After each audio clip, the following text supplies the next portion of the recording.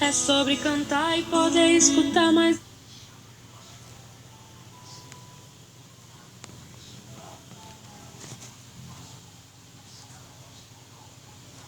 que a própria voz. É sobre dançar na chuva de vida que cai sobre nós. É saber se sentir infinito num universo tão vasto e bonito. É saber sonhar. E então fazer valer a pena cada verso daquele poema sobre acreditar. Não é sobre chegar no topo do mundo e saber que venceu.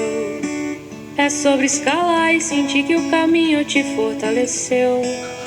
É sobre ser abrigo e também ter morado em outros corações.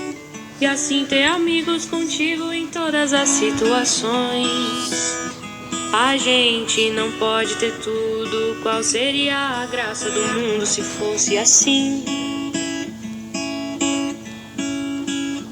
Por isso eu prefiro sorrisos e os presentes que a vida trouxe pra perto de mim.